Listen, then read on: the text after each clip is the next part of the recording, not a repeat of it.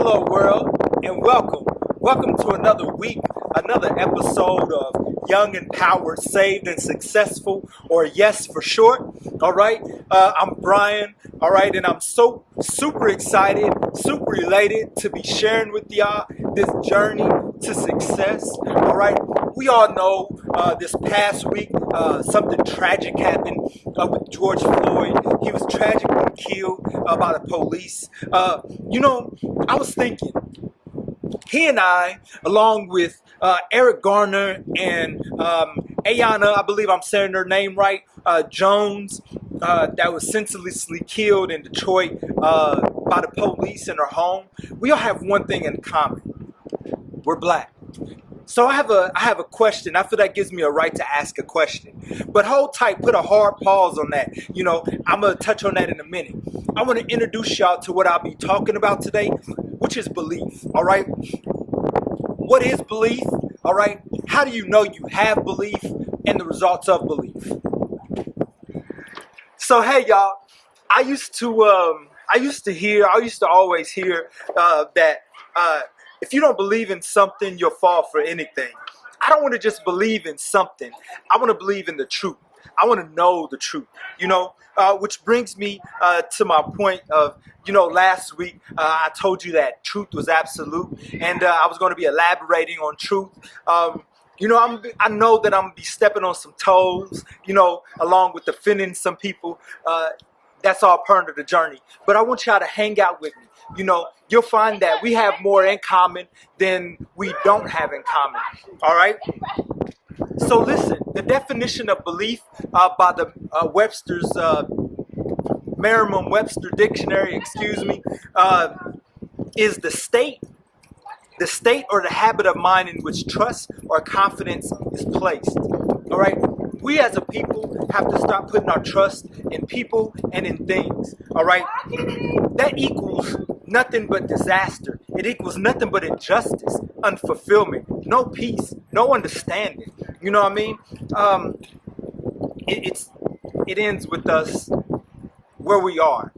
So that brings me back to the question that I had earlier. Why do we as a people put our trust and our confidence in a broken system that's made up of broken people such as we are to save us or to help us? All right? Along with job, that even goes with a job. You know what I mean? People put their trust in their boss and think that, working 40 plus years of your life is gonna, and them taking care of you, that's gonna, that's still relevant. That's not relevant anymore. We live in an age of connectivity. So listen, y'all, I just need to lay the foundation, my dear friends. We have belief. It's just in what? Tupac told us a while ago, or asked us rather, who do you believe in? All right? If you don't know the song, go back and listen. I'll show my age. All right? But nonetheless, I'm reading a book called Biology Through the Eyes of Faith. It's written by Richard T. Wright. In it, he talks about Darwinism. He talks about natural selection versus intelligent design. He even talks about neo-Darwinism, all right, which is comparing us to apes, all right, making comparisons from the apes to the chromosomes, to our chromosomes. But the question really ultimately comes down to this: what is the one thing that separates us from animals? Sociobiologists, believers, it's more than just our capacity to talk and reason, all right? It's our ability to connect to someone that's higher, that's greater than us, all right? Listen, all this is applicable in business because it deals with one's worldview, all right? All you have to do is sit and listen to somebody talk for 5 minutes, and you'll be able to hear their true selves come out, So listen, finally the results, all right, of belief. Matthew 7:15-20 states, "Beware of false prophets who come to you in sheep's clothing, all right, but inwardly they're ravenous wolves, all right. You will know them by their fruits. Do men gather grapes from thorn bushes or figs of thistle? Even so, a good tree bears good fruit, but a bad tree bears bad fruit. All right, a good tree cannot bear bad fruit, nor can a bad tree bear good fruit. Every tree that does not bear good fruit is cut down and thrown into the fire. Therefore, by your fruits will you know them.